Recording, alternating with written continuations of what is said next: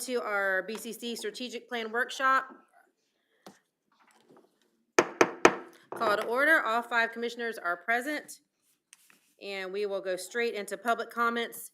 This portion of the agenda is designed to allow citizens an opportunity to bring matters to the attention of the board. At this time, the board will not engage in debate or answer questions. You may email askclay@claycountygov.com and staff will address your questions, or you may email your district commissioner. Public comment cards are conveniently placed at the meeting room entrance and should be submitted to the clerk on the far left of the dais. You are to limit your comments to 3 minutes. Before addressing the board, please state your name and address. Now, I would like to open the first public comment period at today's workshop. Do we have any public comment? All right, I will close the public comment, and we'll go on to new business, discussion of strategic plan changes.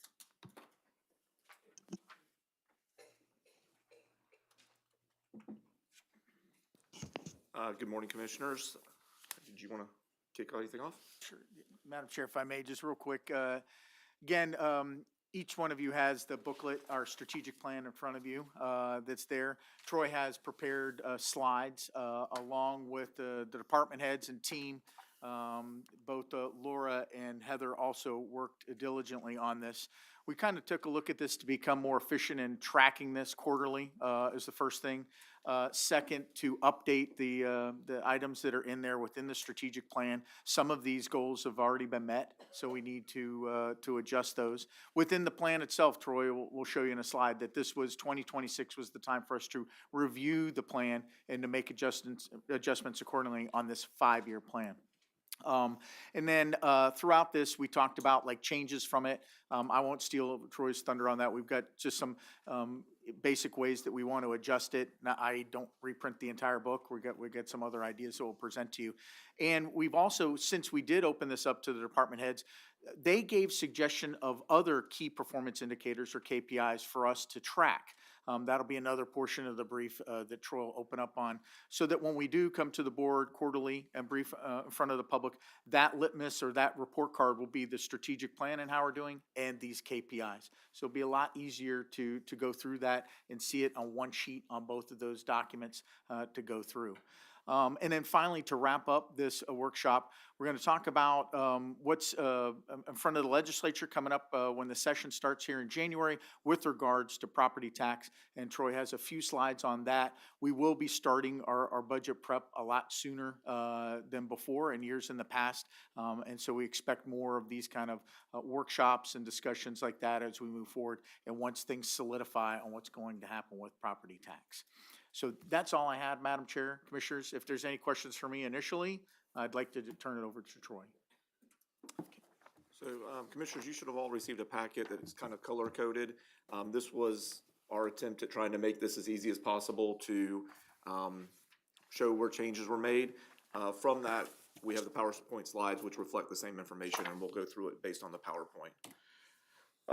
The agenda you have in front of you, really it's strategic plan goals, talk about KPIs, how we're going to publish it, and then a little bit about ad valorem. Strategic plan, so as the county manager alluded to, we've kind of broken into 2 sections. We started with the strategic plan goals, which were really us driving how we wanted to perform. But then as we've talked to each of you and talked to the departments, there's some other things that maybe are not goals because we can't directly affect them, but they're more KPIs that'll show us how we're performing. A good example of that is, grants can directly affect how much money we get by going and applying for more grants. But we can't affect the number of reports, but reports still show a workload. And you'll see as we go through this, the differentiation between what we're setting up as strategic plan and some of those other measurables that we think are important for the commission to see to show how we're performing as a county.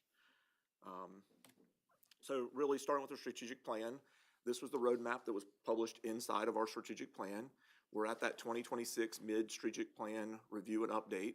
So the plan today is present it to you in a workshop fashion, let you come back with feedback, and then adopt sometime in January our updates, and that'll start us into that next 3-year cycle with the strategic plan. Again, I have this document here that I gave you that talks about red, green, and blue. Red is stuff that was removed, green was added, blue was where we changed the wording, but that's also reflected throughout the PowerPoint, kind of not in the color code scheme, but just in a document, text-based. And feel free, any point in time, just stop me. I've kind of grouped them based on the 5 different areas. So the first area is community health and safety. The first one was we just revised the verbiage to kind of reflect more what we felt the verbiage should be. We removed CHS2. The sheriff's department has their own tracking system and their own plan that the sheriff executes, and trying to marry those two together and reflect one line for the sheriff's office didn't really seem to give them justice to what they do in that, a department that size. And then CHS3, we did change the verbiage a little bit, and we upped the goal to 350 AEDs because we're really close to the 250. Madam Chair, you want me to stop on each slide or just roll until, okay. Troy, quick question. Yes, sir. Madam Chair, sorry. The AEDs, the total number we acquired was 400, correct? Right. And then do we use 50 off the bat, or is that? So some of those are replacements. Okay. So we wouldn't want to consider those to be an increase because some of them were just aged out. And Brian's here if you want more information about the AEDs. Okay, no, that's good. And I don't know whether it goes with which CHS it goes with, but the Substance Abuse Recovery Center, we talk about building fire stations, but we don't talk about building that facility in the county. So I think that would be under infrastructure probably more than, it could be both. It probably would fall more under infrastructure because that's where we talk about. It's not there either. Correct. And I guess the answer to that would be, we could list every building we're building and every road we're building if that's what the desire of the board is. We kind of lump that all together as continuing the But bonded projects and This is a new capability that the county has never had. we can add it in somewhere. We'll figure out where to add it in. I just think it's worthy of note, and Yeah, I'd agree. That's fine. We'll figure out a place to add it in. so I don't know whether it goes with this slide or the following slide. Any or not. preference from the board? Madam Chair? I agree, and I think it should be put in, community health and safety Okay. because of exactly what you're saying. No one has been able to have rehab Right. in Clay County, and they inpatient, and they will be able to. So, I think that's significant, not as much infrastructure. Okay. Right? I mean, infrastructure, I agree, we need to work, repair, replace, upgrade. And I agree that can be lumped in, so that would be my preference. so some type of measurable that basically says increase the number of available opportunities for rehab inside the county. Inpatient rehab number, of course, would be 0 because we have none, and there's a goal we can get with Hyro and that team to figure out what that goal with Clay Behavior would be at the end of the 5 years. Is that kind of where I'm hearing from the board? Okay, perfect. And that goal could also be, number of residents served or something like that. Yeah. That's perfect. We can add that in. Troy, do you see Exalt Health factoring into this analysis also? I'm not familiar with them, so I will They're defer. the facility that is being designed and built in my district. Old Orange Park behind the Ace Hardware, or I guess adjacent to the Ace Hardware. I would defer to the chiefs on. You're talking along Blanding Boulevard, but that's a civilian corporate Private. concern, private. Not through the county, right? Was it? Not necessarily, no, I guess I understand your point. I see your mission though, Commissioner It's- Compere, is that it's advocating for the service. I see what you're saying. And we did give economic incentives, didn't we? Did. Yeah. There you go. I would defer to the chiefs on how that would be I don't tracked, know or how, if there's a yeah. way to get those nights or not. I'm not familiar with that I mean, it's not, process personally. it's not substance, use rehab. Mm-mm. It's more medical, right? From Rehab, surgery yeah. and all. Like Orange Park Medical has Mhm. their acute rehab. It is expansion. We can look into it and see what we We'll can come see up if it fits, yeah, thank you. Yeah, no problem. The next area, continuing on Community Health and Safety, we added a number of paramedicine-related items and veteran services. With community services kind of going away, we had before register 100 private nonprofit agencies. Well, we don't really do that anymore as a county. That's really moved more to a service of Impact Clay and the safety net. So we did want to add some measurables in here. So you'll see 3, increase the number of contacts made by community paramedicine, increase the number of veterans served over the 5-year period, and then increase the number of people trained in hands-only CPR and Narcan. We felt those were good measurables to start kind of capturing what paramedicine and is doing and what veteran services continues to do. Madam Chair, I have a question. Go ahead. So, I mean, maybe you don't know the answer, the chiefs will. Do we provide hands-only CPR? Yes. We do. So we teach that out in the community? Okay. Madam Chair, if I may, by request, and it comes through the fire department, and I know many different organizations that have requested it. In fact, I don't know I don't know that. how many we're up to now on it, so we can get that specific. And my chief most is coming up, just for your knowledge. Brian, we're still training that as part of our onboarding too. Yep, so we do train all county employees in Narcan and hands-only CPR as they come on board internally, but the chief can talk to externally. Yeah, so Dave Moats with Public Safety. What we did was, as a way with the OD2A stuff and the Narcan distribution, we typically go in and give one whole program where we're teaching the hands-only CPR, how to do Narcan, how to stop bleeding, and then some of the major, heart and stroke type things. So the numbers will tend to be very similar. The other end that we've had is we deal with these different businesses about getting the AEDs there. Part of that, when we go there to train them on the AED, we'll also bring those other programs in there. And then we'll put the Narcan in with the AED so they're both available. Know that. Thank you. Very good, thank you.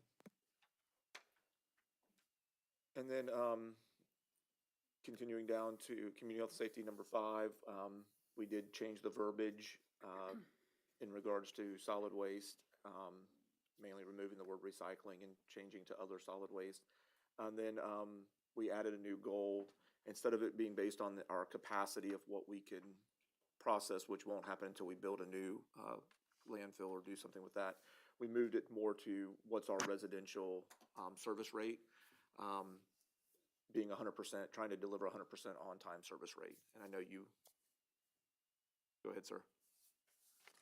Go ahead. Madam Chair, back up to 4, CHS 4. Yes, sir. Why do we remove the registration or acknowledgement of the 100 private nonprofit We don't, agencies? we don't have a department that does that any longer because community services was dissolved,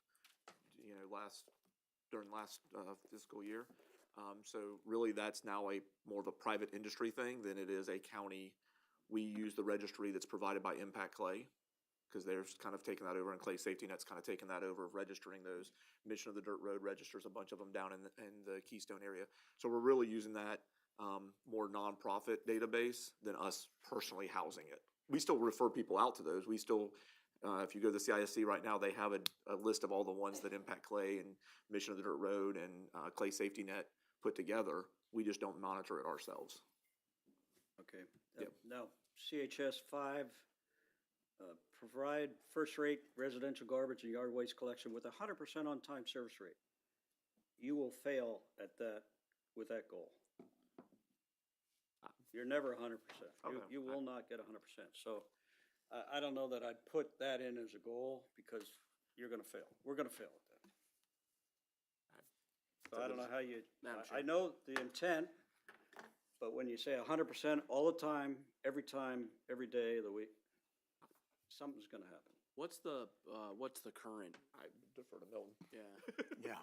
'cause I think it's probably 97, somewhere in there. No, sir, it exceeds that. Yep. Good morning, There you go. Commissioner. So maybe 100%, maybe, I mean, But it's not The 100%. decision on what to put in this document is yours. Our goal is 100%. That's what we strive for. Are we gonna get there all the time? I don't think so. Well, see, that's. What and we that's do the have issue. is the best service rate I've seen in my career. Yeah. So for reference, last fiscal year, the first fiscal year, including the startup and the transition in which any call that said you missed it or you didn't get it all was counted. There was no checking the cameras or anything for the first 2 months. So we reached 99.637% on-time collection. Is that good? If we take out the October, November transition, the rest of the year, we were at 99.988.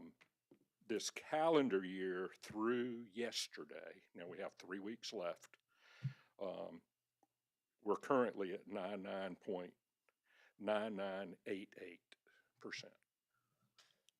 So But it wasn't 100. it's a stretch goal. It's not 100. Personally, I'm comfortable with the document saying that we got to 99.99 but we didn't quite reach 100. But,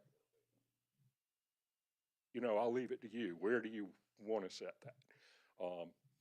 We have had several weeks now where we had 0 verified misses in a single week. Last month, now this month, post-holiday week, the week after Thanksgiving, so last week we had a total of 7 reported. Following a holiday, that's, in my opinion, real good. Now, last month for October, we had 5 for the month. I mean November, 5 for the month. October was 10 for the month. So, Madam Chair, if I may. So this is one of those that, as you try to capture a percentage, maybe that's the wrong thing to look at, right? And I think that and I think historically, we can come back and Milton can tell you a better number, especially after finishing this year of 2025. And as we go into the follow-on years, every week he supplies me a document that shows it. And I could tell, already knew we were out to 3 to 4 decimal places, on the percentage. And for me, so that means just like my experience in naval aviation was to drive to 0 mishaps at all within a squadron or an air wing. And they were naysayers back in the 80s that said it could never be done, right? But naval aviation, and through a program called NATOPS, drove it almost to 0. I think that that's where we're at right now, that we're almost to 0. So the 100% really isn't going to work anymore. You have to go out to those decimal places, or you just go by numbers, like maybe not to exceed a monthly number and or a yearly number. You could even do a weekly if you wanted, but not to exceed that. And I think that will be a better metric to brief you all in the community to understand. Because we're talking onesie twosies at this point, for a weekly basis. And fully respect, 100% is probably, okay, we got it. We all want to be perfect, right? And the world's imperfect. But as we drive down, and as you look at these graphs, when they drive it down to that 0, then you're talking really microscopic level, 3 to 4 decimal places. Why don't we start looking at a number? So I would just ask, if the board pleases, Milton will come up with a number. It will have a daily, weekly, and yearly number, or daily, weekly, monthly, and yearly number, perhaps, something like that. And we could choose at that point what you all would like to see, and then we could go forward from there. That would be my solution to it.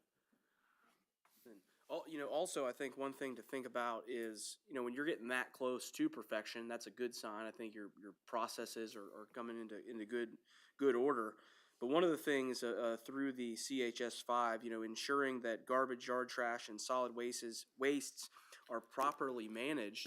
One thing that I think of as an opportunity might be to make sure that every parcel that's on the tax roll is using the service. Because I remember there was a time, and I don't know, maybe that has been rectified. That might be a goal when you get these building permits that come online, ensuring that we're at 100% on the tax roll getting service. That might be a valid goal. the service is available to 100%. And we have, we believe we've got all of those holes through the last couple of years found. Some people don't use the curbside service. They would rather go to use a collection center. They would rather come to Rosemary Hill. We've got people that come to Rosemary Hill 4 and 5 times a week with that's their outing in the morning. Mm-hmm.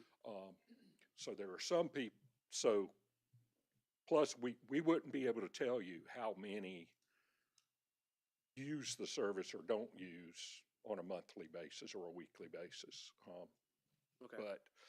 But it's available to everyone. And for us, when we're saying manage, this is well beyond just curbside.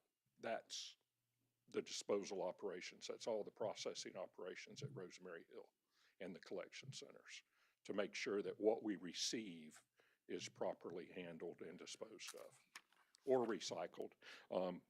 Just want to note, in taking the recycled out, that's a nod to the curbside program, but we do still recycle corrugated cardboard and large metals.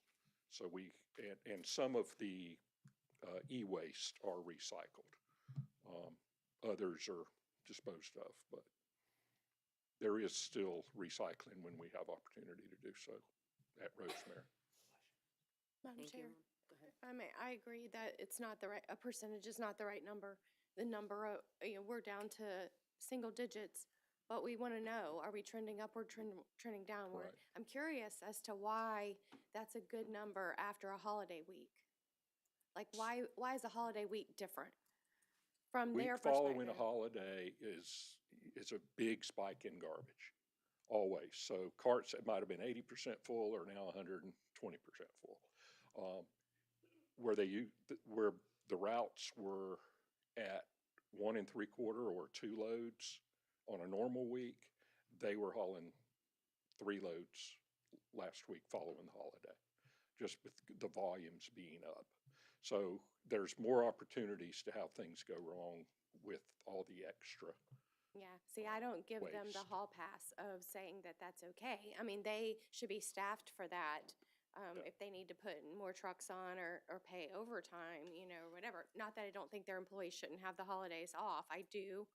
But I just don't know that I give them the hall pass that it's okay to miss because people are generating more. Because if that's the case, we're setting up for failure like we had last year at Christmas when we had the issues that we had. So I would like to see maybe that number Yeah. be a number and not a percentage. But the other thing that I think could be beneficial to the county and the county staff is I continue to hear Sharice say from the public works perspective, and we'll see this, Commissioner Reniger has talked about it several times on the board floor also, is the bulk pickup and so adding in bulk pickups, because I will see people occasionally say they called and it was scheduled and then either FCC canceled it or didn't show up, or, those are the people who know to do it. But then I think there could be also another facet of continuing to try to get the education out there of what to do with it. And, I think that that's probably a lot of our people who don't maybe use social media, because I know that Laura's team pushes it out, they'll do a, hey, did you know, kind of that thing, but I don't know where those people are getting their news, whether it's, I'm guessing TV, the older people, or they aren't on Facebook or those kinds of things, I don't know, but I think that from the perspective of county staff having to go pick up either in the public right-of-ways or people just dumping stuff or thinking. And then I think the third facet, and I don't know how we put it in the strategic plan, is what's okay to burn. And because there's people, I see people online talking about buying burn barrels and those kinds of things. They're burning their cardboard boxes, which we know is not, cardboard contains dioxins, which is a carcinogen. It's not good for them. And so we certainly don't want people in an effort to try to save money that they are causing health problems down the road for themselves. And so from the community health and safety standpoint, I think that that's an issue. And I don't know how we capture it in a metric. It's an education thing, but it's going on in the county and in all parts of the county, not just in the, it is going on in the rural area, but I think that it's going on elsewhere too.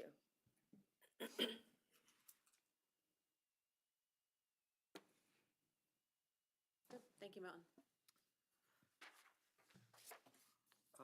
So moving on to CHS 6, we're exceeding our goal in getting people registered to Pulse Point. That's the alerting system that tells you where there's an incident going on, and if you need CPR, they can alert you to come there to bring an AED, and Chief Moats can talk more about that program. But we want to increase the participants, instead of being 20%, we want to say increase it to 50% as our goal for the 5 years. And then the next one is, we had a previous goal, and this goes back to the community services, touching 1,000 people through the care referral system. But again, since we don't have community services anymore, that goal was removed, and we need a new bold goal. So I guess that's one of the areas that, if you have feedback either today or later on, this is one that we're struggling to find a new, the bold goals were those ones that were, for those that are on Kickstarter, the stretch goal, like, we probably shouldn't achieve it, we probably won't achieve it, but it's to push the county forward. So we don't have a bold goal for this area. So that's something that if you have one, let us know and we can add it in. All right, any questions before I move off of community health and safety? Question on that, ma'am, Madam Chair. So if we come up with a bold goal and there's not a community services group, who's gonna implement it? Well, it could be a bold goal that affects public safety, as in, because this is all of community health and safety. So it could be a fire department bold goal. It could be an overarching county bold goal that you want us to achieve. I mean, we thought about moving the AEDs there. That's not really a bold goal. We're going to achieve that. Brian and community paramedicine are out there every day pushing more AEDs. That doesn't really meet the criteria for a bold goal. So I think it's really, is there one in public safety? Is there one that, you want us to try to achieve somewhere else? I don't know, but we kind of struggled trying to find one. Can you tell us the criteria for a bold goal?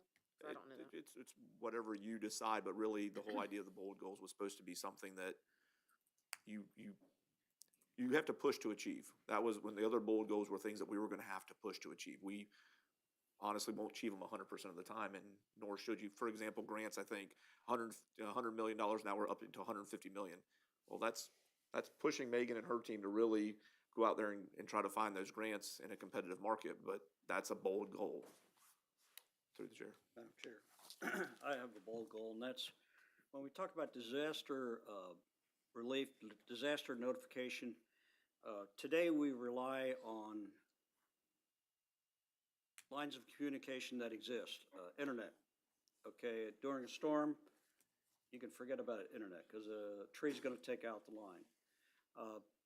I'm gonna ask, a bold goal might be to use Clay Radio, and Clay Radio is looking for low output radio stations, just antenna, with a grinder receiver in your home, or your battery operated receiver. They're looking to expand their footprint in Clay County, and that may be a bold goal to help assist, promote something like that in the county. I don't know. I'll defer that to Laura and to Tim. That's more their. Good afternoon, or actually good morning.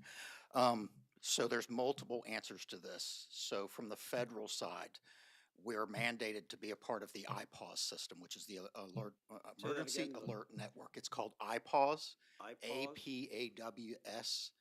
So it's a federal system that we're bound to as a county, as an emergency management authority. That hits everything. So in a time of disaster, if we pull that trigger, it hits every cell phone, every news broadcasting agency, every radio. So when they license with the FCC, they become a part of that.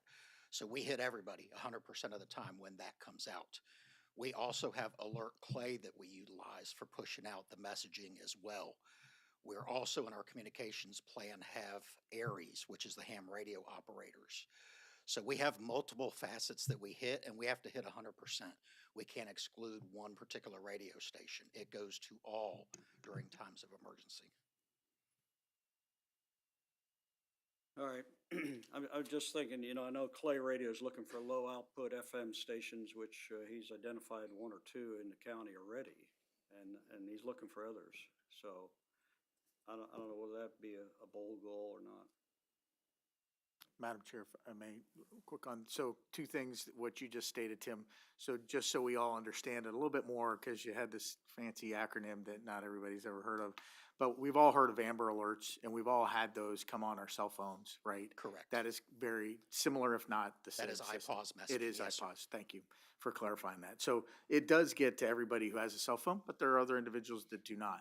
I'd say on this comment for about Clay Radio, it is an opening up field again, you know, when we all used to listen to FM radio, you know, driving in our cars and things like that. I just would say we'll explore that too. It isn't something that was unknown to me or the team, and we'll open that up and make sure that's there. So with that, I want to transition over to a bold gold, and I'm going to tell you one that is really out there, right? That it would be a bold. So under community health and safety, you would want to maybe have a bold goal that would reduce the number of deaths within the county by 50%, right? So now that touches many different areas, right? It covers, you know, the sheriff's department, it covers the fire department, it covers public health, it covers infrastructure, it covers the health, even environmental services, right? And that. So that's one. Now I'm just throwing that one out there. Maybe that would give you an idea about something else.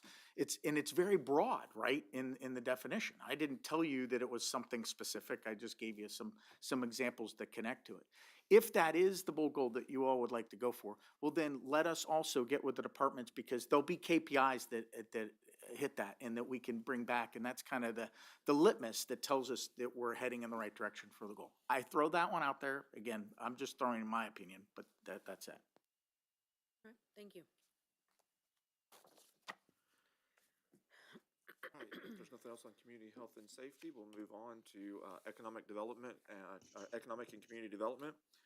The first one that we looked at was ECD2. With Teddy now being here for tourism, he really looked at what the measurables were, and he asked that we add to and update the other one.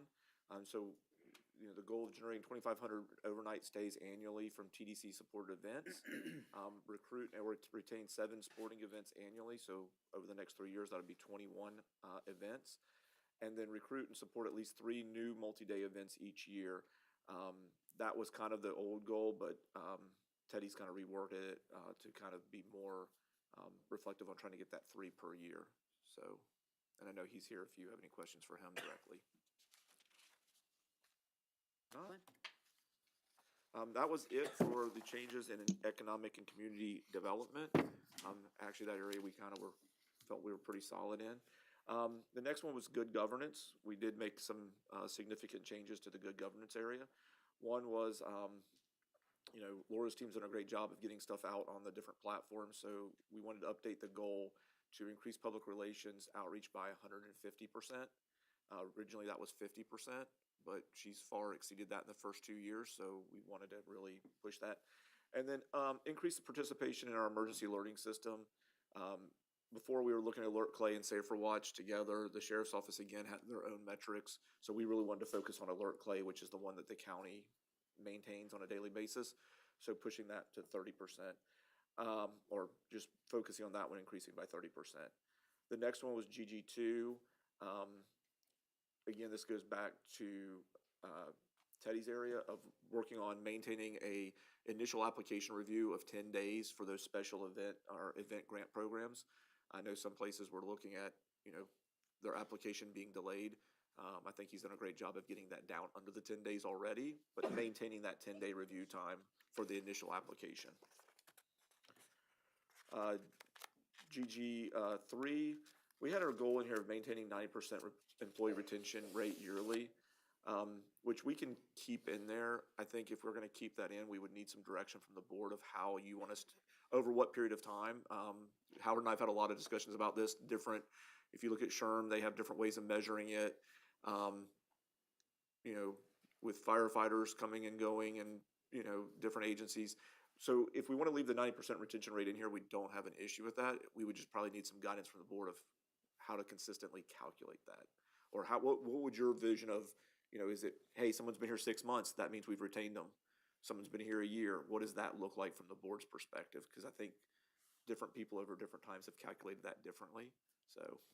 So do you already have a number for that, or have we already calculated it somehow, or? Well, we've been calculating it based on a rolling year, excluding fire rescue, because that does skew it a little bit. But that's why we're having the conversation today, because do we give you 2 different numbers? Do we do an overall number? Go ahead. Maybe expand upon that more, like, I don't know why we would do two different numbers. They matter, like, they're the same, like, I think just, is it because it makes it look bad that we? I don't think it makes it look bad. I think it's just you're comparing a career fire department who, and I don't know enough about the way with people moving between fire departments and things, and the expansion of the fire department versus the not expansion of of the county, the numbers start to influence each other. And you can look at it as a holistic. I just, really, it's up to you. I don't care. So you're saying it wouldn't be really accurate? I think, Totally. I think we need to define how we want to do it so that what we're providing you is consistent every time. I don't think over the last 2 to 3 years, I think everybody that touches that number touches it a little differently because we never established a calculation for how the board wants to see that number. See, for me, it's black and white. Like, I want to know, do we have a problem? And at what point are we losing employees? And is it at the 90-day? Is it at the 1 year? Is it at the 2 to 3 year? And look, I get it, that in this world, that the Gen Z, is that what they're called? The younger crowd, the younger than you, that they are, is it Gen Z? Am I saying it right? We get it, that the ones today that are starting their careers don't seem to have the longevity. Like, you know, and I get it. Chris Chambliss told me, hiring for a non-specific job, they want to know, how much time off do I have and can I work from home? They don't care about what benefits or even how much pay. And that was a generalization, but that was one example. But I get all that. But for me, it's not, I want to know if we have a problem in the department of a fire department or of the public works department, and that's not singling anybody out, it's just what pops in my head, you know, or in environmental services, like animal services. I want to know if we have a problem, because I think that can lead to the county manager making a decision on, I mean, that can impact leadership. It could be, you know, where we're recruiting. So that's what I'm looking for. But I think you just, and maybe I didn't articulate it, I think you just hit exactly what I'm trying to establish is, you know, because you listed out three, in my mind, you listed out three measurables. Hey, what's our 90-day retention rate? What's our year retention rate? And what's our 3-year retention rate? You know, and that's where I guess what I'm trying to get to. If we want to leave this in here, I'm all about leaving it in here. We just need to know what you guys want to see as a board. What's important to you? Is it seeing it at 90-day retention rate or 6 months because that's our probation period? Is it important to see it at a year? And that's the part that I don't think we're clearly articulating. You know, those timelines that you would like to see so that you know whether we're performing or not, if that makes sense. And I also would like it to be broken down by departments. You did just say that. I like, you know, Yeah. to have it broken down by departments. Look, and really what's important to me, I don't know about the rest of the four of you, but what's important to me is what's important to you. Like, it may not be a big deal if we have the rotation in the fire department. Like, maybe that's not a big deal, or maybe it's not a big deal if we have rotation at the more lower level, you know, entry level employees, but then at the more senior. Like, I mean, I probably would have an opinion if we saw something to try to trend, but for me, it's more of what, measuring something that is meaningful. And that's where I think this is important, because we just, you know, in the regional strategic plan, 90% retention rate. Well, I can tell you, in certain departments, we have laborers. Well, laborers tend to cycle in and out. We have part-time employees. Well, those become kind of seasonal because, you know, somebody has time during the summer, so they want a part-time job for 4 or 6 months, and then they leave us. You know, like the library transition we just did, where Mary and I were talking about that yesterday, of, well, it'll be interesting to see how these new part-times, because we have an influx of part-time people, how long do we keep them for? So I think there's variables there. So that's really, I don't want a measurable to be there that doesn't mean something to you as the board or the county manager. If we want to measure on different levels or different, to your point, different intervals, all about, let's put that in there and let's make that what we're measuring. Chief Mose, did you have a comment? I was only going to say is that because we're such a large data set, putting them all together like that, I think does skew your data. So I get it. You want to know both of them. It's just that since we're just the public safety itself almost equals exactly what the whole rest of the BCC is, just messes your data set up is all. That's all. I like the 6 months and a year, and to break it down by departments. Okay. I mean, that would just do it. That would do it right there. With the goal of the 90% is a good goal, I believe. Madam Chair, if That I may, attainable? like different, so different organizations or industries have like a benchmark, by the way. Like, so, you know, you can imagine like the turnover in the automotive industry is very high because it's sales oriented, right? And you want to keep those salesmen on and that. Let us look at that to see if there's a benchmark for these departments, you know, government wide, and we'll take a look at it. But each area of expertise would be different, you know, and especially a very highly dangerous job, right? That's where you get into to things like that. And then you know, a sales job, like I mentioned before, they're hard. You're hard to keep salespeople. Now, you know, like, we're not selling anything, right? I got it. But the libraries are going to be different than public works, right? It's going to be just the nature of the job. So we'll come back with that if that's okay. We'll achieve, if 90 is the number across the board, and it is typically from a SHRM standpoint, that's the level that you'd like. But we'll give you some asterisks or nuances to it if we find something different. Madam Chair, I think what affects beyond the county manager and kind of crosses over into our realm of things is looking at the turnover in the department heads. That's highly critical, not just for the efficiency of the county manager, but also for how it affects the community. If you're seeing department heads vacate a position, that's alarming. And we're not tracking that either. And so I'm curious as to what that looks like here in Clay.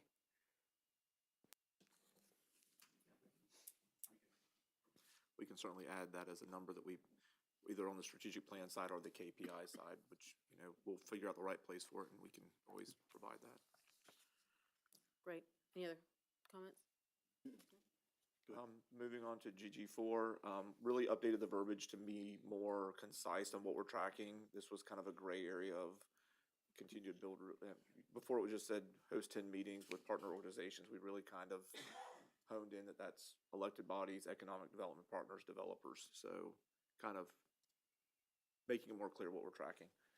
And then updated the bold goal from $100 million to $150 million in grant revenue. Madam Chair, well, go ahead. I think it ought to be 250. We can set the goal to where's whatever Megan you at? like, sir. No? Okay. That may be one we don't achieve at that point, but Yeah. we can try. Kind of through not that big of a bold goal.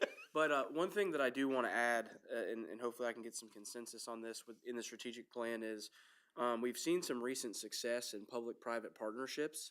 And I'd like to try to quantify that in the strategic plan, whether that's, you know, $250,000 annually of public-private dollars. You know, I think there's got to be some staff discussion, like, you know, with the animal shelter, the $1 million contribution to that, that's technically a partnership. It kind of skews it a little bit. If you take that out of the mix, we were probably more in that, you know, 200 range or somewhere there. Would you, because I think the ones you're going for are more like your Parks and Rec ones. I mean, really. that's an example, but Yeah. that doesn't have to be the only way to accept money. Yeah, I mean, we can definitely track it. I mean, Megan tracks it now, so I don't think that's, no. Where's she at? There she is. You want to add anything to that? Well, I guess my question then, to give you direction, would be, what's our current intake financially, and then that would give us an opportunity to put a number on it. Yeah, in this last fiscal year, it was about $500,000 if you remove the LMU agreement. Yeah, so maybe 750. I mean, $1 million, something like that. I think that's a strong. It gives staff more direction that to look at that other pot and have, you know, further conversations with the community. Right. Yeah, I think that's very doable. Okay.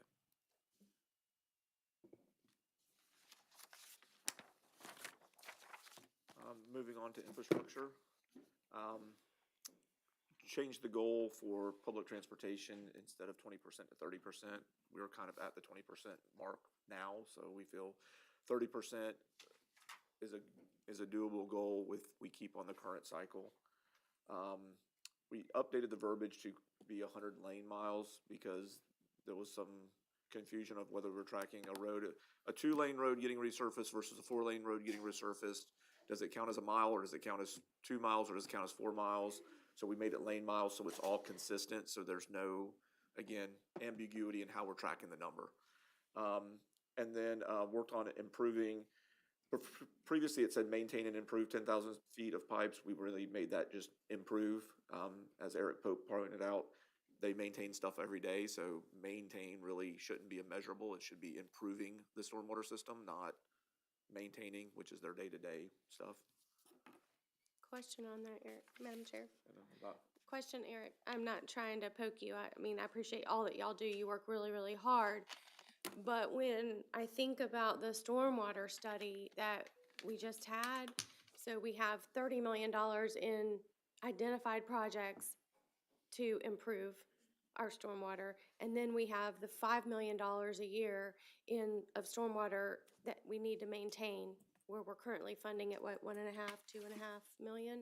So I think if you leave the maintain in there, that helps us from the budgeting perspective to know we need this category of maintenance and this category of improvement. I don't want your budgeting, and I don't want it to get muddied in that, and I don't want it to get lost. Does that make any sense to you at all? Madam Chair, Eric Pope, Public Works. Now, I can kind of understand what you're probably, right now, right now, the budget that we have is really improve, and we kind of look at that, and I know the budget that, or at least in the stormwater study, they're talking about that was what we need to maintain what we currently have. I would say that we're doing the best that we can with the stuff that we have. I think separating into two categories, I mean, that we can absolutely do that, but realistically, it's all the same thing, and I think this is just capturing, in the current construct, that without having a stormwater study and not having that fee associated directly to those type of improvements, this is really the only way to capture the difference between maintaining and improving. Yeah, can I ask a follow-up? So, yeah, I want to capture both, because in my mind, improvement is if you're going to change a stormwater system or you're going to add new where we haven't had it before. To me, maintaining are some of those outdated systems that we have, or so that, like, improvement to me means new or better. And then, but then we have the keep them maintained so that we don't have a failure, catastrophic failure on the one, but then on the two is maybe things that were built 20 years ago aren't feasible. I'm thinking of Halpern's Way. So the concrete drainage ditch that was poured 20 years ago, and the county was in a very different position. Pouring the new concrete to maintain what was there is not economically feasible, so you have to come up with some different system. So is that improvement or maintenance, or which one? I think going with your point, I think those would be improvements. And I think when the stormwater study recently, and they had the CIP, I would say everything in a CIP is something that they identified that was designed and is now exceeded the capability of its design. So yes, if you're looking in those type of terms, those would all be improvements, needed improvements. Everything else would be maintenance, absolutely. So most of the stuff that we're doing is either well, particularly, I know we kind of break apart. Engineering really does redesigns and those new type of stuff. Public Works really does replacing kinds and those type of things. So we were really in that maintenance world. So a lot of times when we're doing a lining or we're doing an actual replacing kind, it is just putting back what was there. Absolutely. So an improvement would be all those things that they identified that need to be new, redesigned, larger, or have more capacity. So if we're measuring what you do, but your goal is only, your KPI is only improvement, there could be choices made that may not be the best ones to make, so that, I'm not saying that you would do this, but it could be someone else might do what is done that's going to be measured versus what all is for the betterment of the system. I think being on this side, or at least what I can project, is on being on this side without having the stormwater fee in place or not having those things done. We basically divided the two to improve, and those all the improves are replacing kind and lining, and everything else is just maintenance. That's how we've been viewing it. That's what these numbers that we're representing. That's what they're doing. That's what we've been reporting every month. So I understand where I understand where you're going, but yeah, I think post, or if that is the pleasure of the board and they decide to go with that stormwater fee, a lot of those, all the improvements, all the new structures, all the new capabilities would go into the CIP, or however they would do. It would be that type of thing. Everything else would be 100% just maintenance. So no improvement, just maintenance. So right now we look at the two, it is improvements because we, realistically, it's most of the things that our organization cannot do.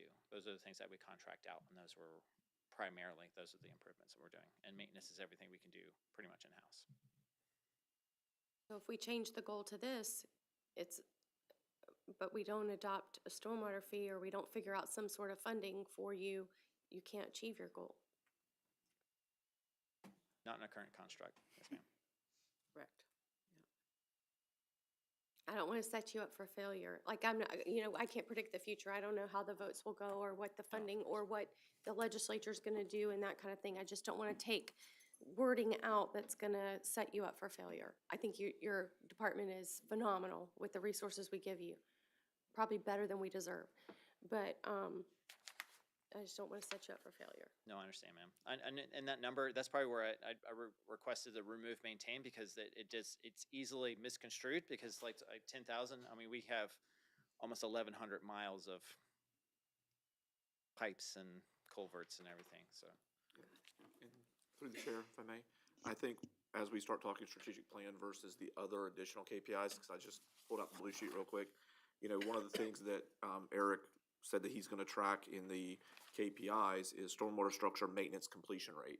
So some of that stuff that you're talking about still may be captured somewhere else for your review. It just may not be a strategic plan goal. So I think the two are going to go hand in hand. Is that a fair statement? I would, fair statement, yes, sir. So, and again, as we go through this, exercise, if there's things that are on the additional KPIs and you guys, hey, no, really, those need to be strategic plans. The two are fluid. We can move back and forth between the two. I don't think staff really, which ones where you guys want us to move, that's what part of this conversation's about. Madam Chair, you leaving this slide? If you are done, if not, we'll stay. IN3, what happened to IN3? We just didn't make any changes to it, so it's still there. It's not here? It's not here because I was really focusing on just changes. Same way with 5, I guess. But my question is a difficult question, and that's we asked our county attorney to look into electric bicycles, electric motorcycles, or whatever you're going to call them, and we also have to have the infrastructure. Don't leave, Eric. You may. We also need the infrastructure, because some of these models and designations are relegated to the sidewalk, and that's the same conveyance that a baby stroller is going to be on. And next thing you know, you have a motorized vehicle on the site. So I don't know what we should do about that exactly, but it's coming. There's under 16, over 16, with helmets, without helmets, with license, without license, over 28 miles an hour, under 28 miles an hour. And without looking at it, we're blind to the future. Okay, so I don't know, maybe the county attorney has the ultimate solution here but it's a difficult, but not only do we have to look at regulation, but we have to look at infrastructure for this new conveyance of not public, but private transportation. It's coming, so I don't know where we put that. I mean, I would defer to probably Beth as far as if there's a measurable there that we can put in IN3. I mean, that's really falls under the bike, pedestrian, other modes of transportation. I don't know if she had, don't mean to put her on the spot, but. Or Richard with FDOT or. Well, I mean, from a planning perspective, I think the position currently falls under planning as far as what we're doing with bike and ped and all that stuff, so. So we're in the middle of the Safe Streets for All process, and the recommendations are going to include, I'm sure, complete streets policy that we adopt that, which we could then do a metric that includes, as we resurface a road, do we convert it to a road with bike lane and things like that. So that's something we can work with Richard. You moved up, so. So a measurable could be, after the Complete Streets is, or the Safe Streets for All is done, a goal of adding X number of miles of bike lanes over the next 3 years, if that's something the board We can wants. also do public education, outreach, bicycle helmet training. Can you things lend like any that. light, Richard, to FDOT's, Richard address Smith, one? County Engineer. I'm gonna do something unusual. We try to be brief because we have we have a call on US 17 at 11 o'clock that we're gonna step out and try to figure out what happened yesterday and going forward. The one thing I'm thinking that kind of involves Beth's stuff is maybe get a minimum width on a new sidewalk or a new trail. The Sun Trail, which is the statewide motorized vehicle trails, are 12 feet wide and they are asphalt or concrete. They're an all-weather surface. I think the step that we need to take from an engineering and transportation safety standpoint is maybe some sort of striping and pavement markings that distinguish. Maybe the right side is pedestrian for 4 feet wide, 8 feet for, the motorized vehicle or the non-motorized, the e-bikes and such. So I think there's some work to be done on the engineering side at a national level as well as statewide. We can start doing some of that stuff in the county, but the first thing is getting them wide enough. I always thought that Sun Trail was an odd acronym for golf carts later on, because that's what's gonna end up happening. You're not gonna get I'm not gonna get on my bike and ride over the new Shands Bridge and go to Crescent Beach. If I'm in a golf cart, and I've got 4 or 5 hours, I might wanna do it. So, My only point is it's coming, so. Yes. If we don't address it, then we're just, whatever happens, happens. I don't know. we'll look at some safety markings. If you notice on the new trail we did recently, you see the small little stop signs. They're like a 12-inch stop sign. There's some on the Black Creek Trail coming south on 17. Maybe more signalization markings that we can do at a local level. If it pleases the board, we can work through Beth and through Richard and try to find a measurable to add in there for IN3. Okay, thank you. Yep. So, moving on.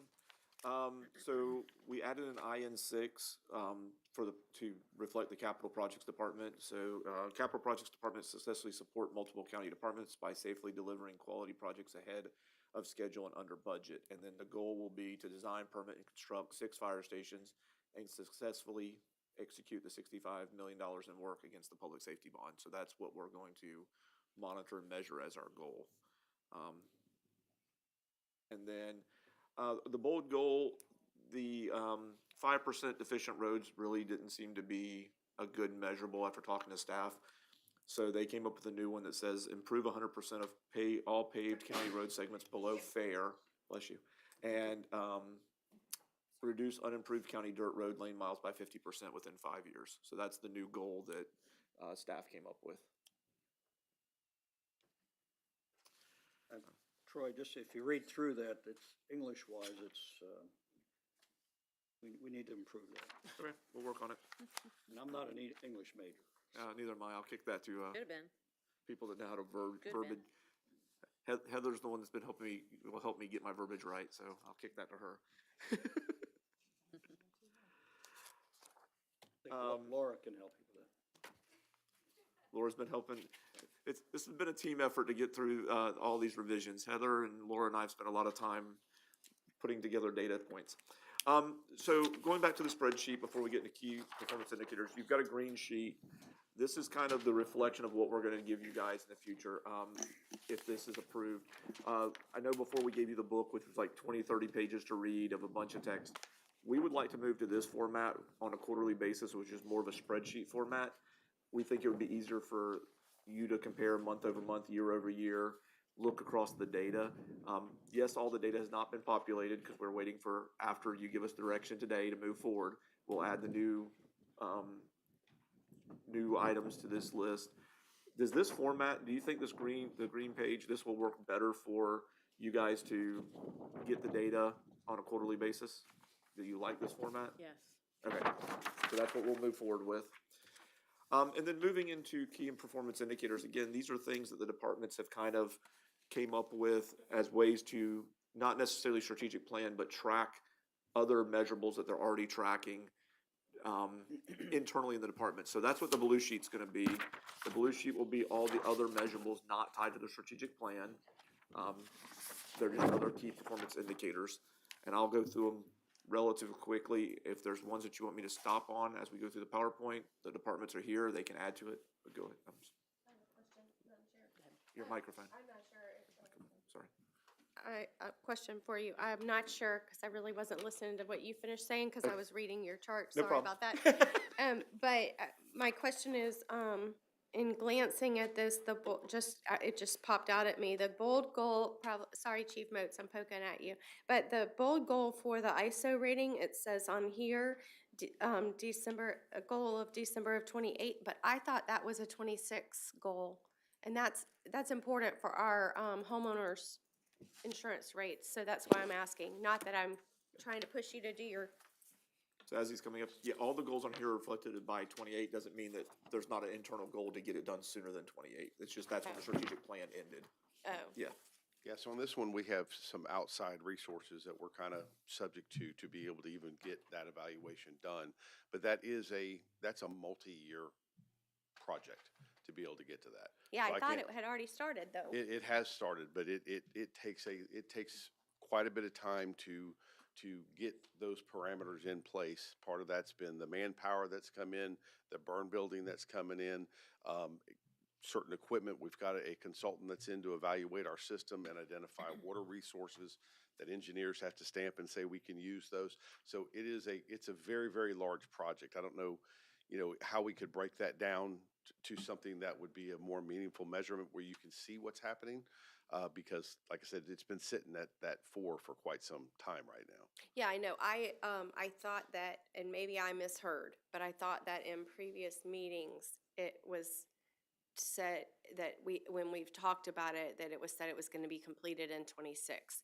And so I So guess, we believe that if we were evaluated today, that we could move to a 3. We were very, very close to that the last time that we were evaluated. The way ISO does their evaluations, they tend to maybe focus on different areas. So we're working with the consultant for a bold goal of getting an ISO level 3 for the entire county, not just for areas that are within 1,000 feet of the hydrant. Yeah. That's the big one. I knew that. I Yeah. guess what's important to me, one, because it affects every homeowner in the county and their insurance rates, but two, in just looking at it, I don't hear from you what we can do to help you achieve this faster. And I think when we were in Tallahassee, we talked about, insurance rates are going to be key for really helping our affordability. And so I So want. you're doing that by putting fire stations on, by putting the fire trucks on, by building the facility, by the amount of firefighters that we've been putting on over the last 5 years. All of that is going to go into that bucket. Us realigning our training, we get the biggest bang for our buck out of what ISO measures. Okay. So you're doing it by the funding that you've got in place. It's not just one area. Okay.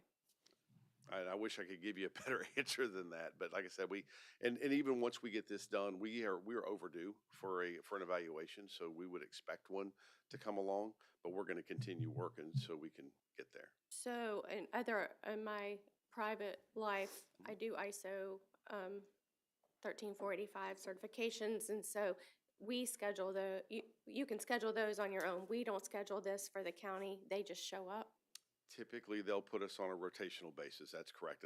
Now, if we have major changes, we can give them those changes as we go, and they can incorporate those changes. Most of those have to do with water sources. We're constantly giving them the new hydrants that come in the county and things of that nature. Okay, thanks. Who is they? ISO, they're the, what do you want to call it? The measuring agency for fire departments. They're not a relative back- state agency, though. Oh, no, they're a very independent agency, which basically works for the insurance companies. And regardless of what likely insurance companies may tell you or not tell you, they all use that data. Not, some will say that we don't use ISO. Well, they still utilize the data that's obtained from ISO. Thank you. So the next session is going to be really about those key performance indicators outside the strategic plan. Again, that's the blue sheet and in your PowerPoint. I'm going to go through them at a high level. Feel free to stop me, and the departments are here to answer why they chose these as things they can measure. Starting with Public Works, road repair response time, pothole repair completion rate, sidewalk repair rate, stormwater structure maintenance completion rate, number of stormwater inspections, number of service requests received, and number of service requests completed.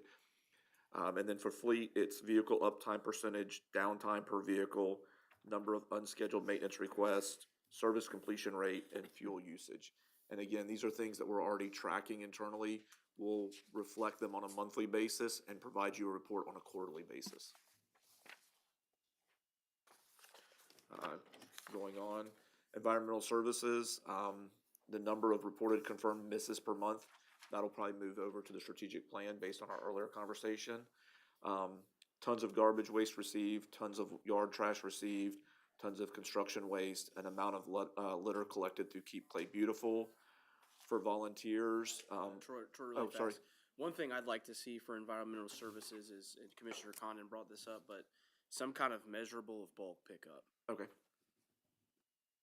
Whether that's, time when the request was put in, or completion, or miss, or. So maybe it's two measurables, one of how many bulk pickups we did that month, and then one of, I preferably would like to also see the time, time, if you put one in when they pick it up. Milton, I don't know if, Yeah, do we track that? that's why I'm gonna ask Milton, because I don't know what's tracked or not tracked, and I don't wanna. They call FCC direct. Yeah, I would think FCC would.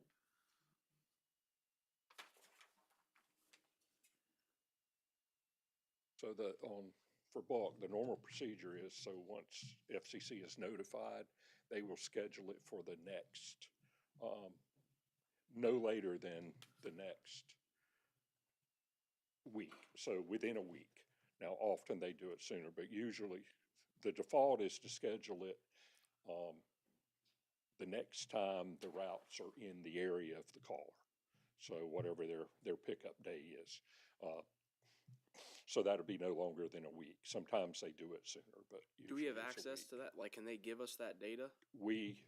I do get from them the number of collections they make on a daily basis, and I compile that. Just like we get the misses, so I do have access to that. That's in the system they use, the Tracky system, and we have view on that. As far as tracking how many were done in a week, how many, that I don't believe we can get that in a report format without going individual. I can tell you that any bulk that are missed, that are called in, those do get counted as a missed service, right along with the garbage miss. They're included in the garbage as a missed service. But I will check with FCC and see how much data we can get as far as time between. But that's not something we've been tracking, is not the time. We are tracking the number of bulk collections. Madam Chair, is there a contractual obligation for bulk pickup within, Within a week of the call, yes, sir. it's in the contract? Yes, sir. So if nothing else, we'll add at least the number of bulk pickups. That way at least you get a measure of, are we doing 10 a week? Are we doing 10 a month, 100 a month, 1,000 a month? So again, these measures will help you understand what the workload is. And then if we can get the data for the days, we can add that, but if not. Yeah, I track already, so that part's relatively simple. And as far as the misses, I'll see if we can pull those out individually, separate from the other solid waste misses. One more question, Milton, on bullet number 1, reported, number of reported / confirmed miss per month. Are you gonna do reported and confirmed? Or is it just confirmed? It's both. Okay.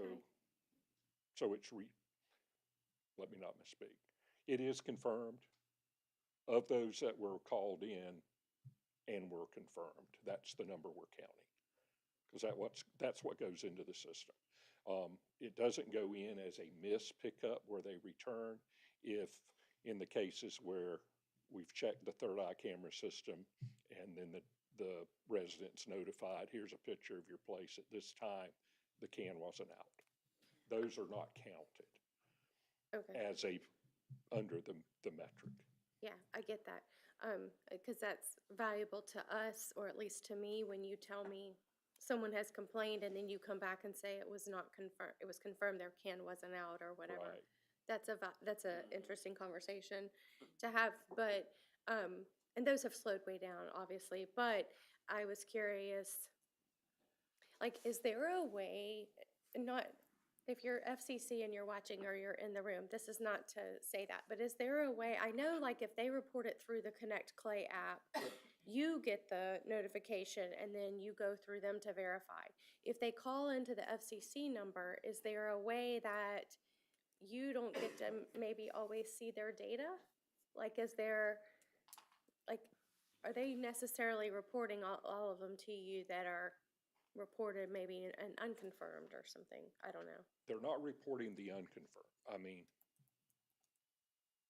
yeah, Okay. the miss has to be confirmed. If they can't, so that we are relying on them largely for calls that go to them. If they can't, and one reason that I'm looking at, now that we're really getting the misses down, it seems that yard trash misses are a little more than garbage, which is interesting when the set out rate is less. Right. Garbage, you assume it's near 100% set out rate. But part of the reason for that is they can't always confirm it was collected, because if they didn't use a tipper, it didn't trigger the camera.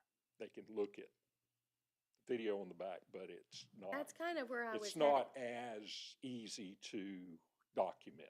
Yeah, Whereas if that arm reaches, you can see the cart was picked up. got it. So there's some difference there, but by default, if it can't be confirmed as collected, our expectation is that then is considered a miss and they go back. Because if And they do can't and confirm do they it, still then they report go that to back. you? And then that then goes in the system. Thanks. Thank you. Madam Chair, if I may, another item too is, we've talked a lot about phone calls too, but they do put these into a system that you have access to. I forgot the name of the system, Melton. The So- misses, yes. Yeah, It's what was the name of the it? trackies. Trackies. So there is, because we want to make sure they're doing their job. I hear you loud and clear, Commissioner. Like, so how do we know that? It would be, if it's if it's a phone call to us and they say they reported FCC, Milton goes immediately to Trackies and says, why, he can easily say, why isn't it put into Trackies? Right? And so, I don't know if that's happened before, Milton, but you can address that. So our staff, so I, Jamie, our solid waste inspector, so we do spot checks on trackies every day. So if there's a call that we know that should have been in, we're looking for that the next day. Because not only can we get the sum of the total numbers by garbage, yard trash, a cart issue or whatever, we can open up that individual complaint and see what was put in the system for it. So we are checking. I have great confidence at this point in the data.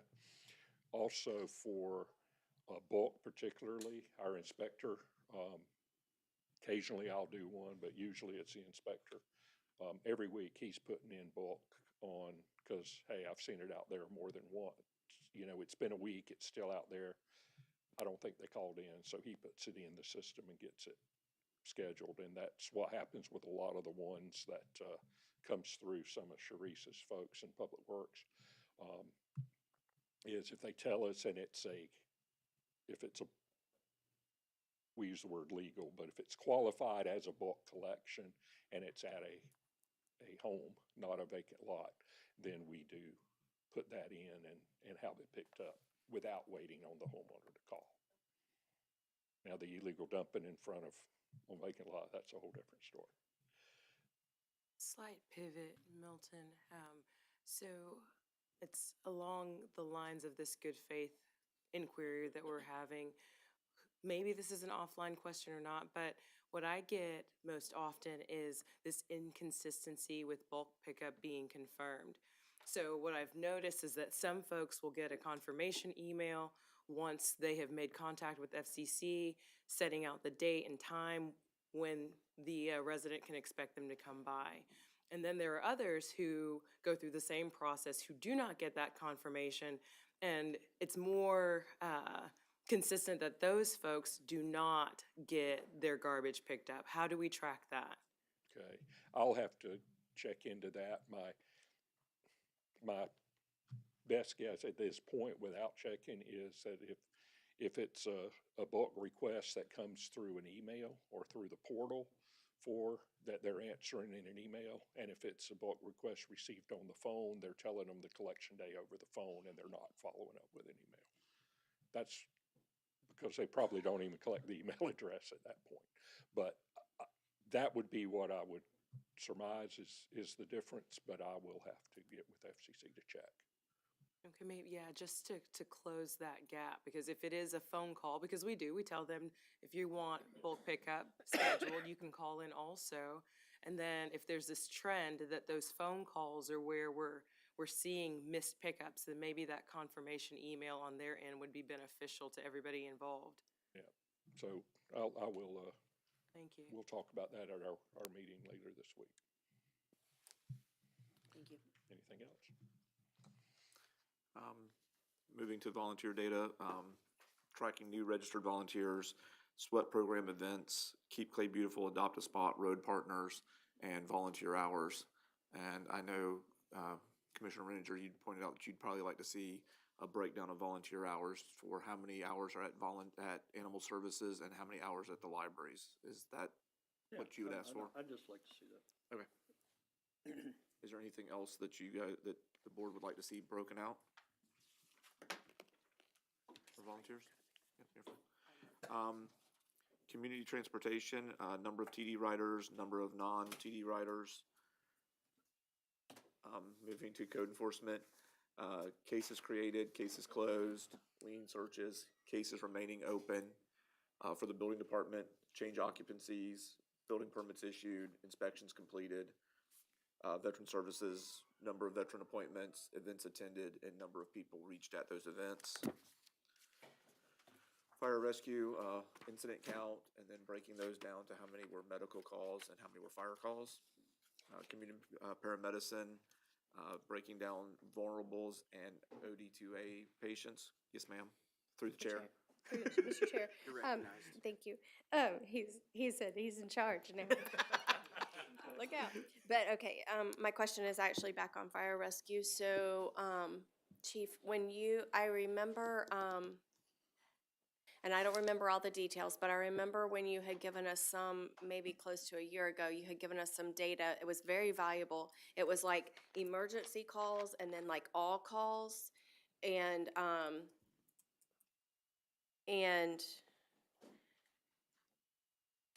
I know response time, I mean, and then the other thing that you had given us that was valuable, which I don't know how hard it is to track, was by district. I mean, like, because, like, Commissioner Renninger's was very skewed because he has so many of the senior facilities in his district. But anyway, I was just curious about, this says additional KPIs, so is there something that's gonna be on our chart? On your You know chart, what you'll I'm have, asking you?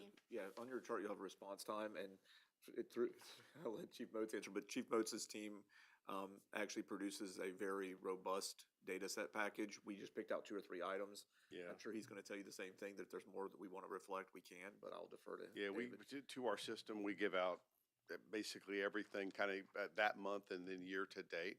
But to answer your question, we can easily, our data program, we can easily do it by district. However you would want to see it. It's fairly easy for us to do that. Do you guys also have the ability to track, I'm sure you do, but I was just checking the cardiac calls that saves, in terms of you get called to cardiac So arrest? those are a little more difficult. We used to have a health data exchange with the hospitals where we could actually get the outcomes. That kind of got broken a little while back once we changed to our new system, but the state has now got the same system that we do, and they're getting all that back online, but it's going to make us easier to be able to do that. Also, it's going to measure ourselves against other systems where we're at, because when you talk about benchmarks, the whole medical side just has a ton of them, right? And we've got really one of the best programs out there to be able to do that today. And then it all gets reported straight up to the state. But Yeah, to answer your question, we've got all these things going back to like the community paramedicine. I think I was talking to one of the commissioners earlier about falls and about assistance in lifting and kind of how when we see those numbers are what they are, they're within our top number of calls, just assistance in lifting in the year. How community paramedicine goes out and works with those individuals, try to see if we can get them into different programs to get those numbers down. Because what it all boils down to is it goes on to the overall, the ability of that unit or that response that's on the street to be able to deliver that service has to be available to do that. So we watch what those are. I was just printing some stuff out when you had said that about unit reliability. Basically, how often is that unit actually available to take the call, or are they on other calls type thing? And it measures all of that for us and watches it. And then one last one, I'm sorry. OD2A stands for, OD2, well, you would push me on that one. It would go Sorry. over the top of my head, but it's opioid overdoses is what that is. It's our- so when you say number of OD2A clients, that really means the ones who have started the, that either have started the program or that we're working with in the program. We track that by month for people that are actually in the program, and then the other ones that are kind of fishing when, and sometimes they come back multiple times. yeah. And how many contacts we make. We also actually track, so we give out, I think we gave out over 10,000 Narcan kits in the county this last year. And we track to see the ones that we can figure it out where they've done a reversal in the fields. In other words, they use that Narcan. Sometimes they don't even call us. Sometimes they'll call us because there's a Q code on there that says, hey, so we can replace it for them. But we want to know, that it's getting used. We see it reflected in the data of our overdose data that we go to that goes down. But that's our measurements to see how it's working. You guys also tracking the false alarms on the fire alarms? Yes, ma'am. And every month we give a printout to our fire prevention.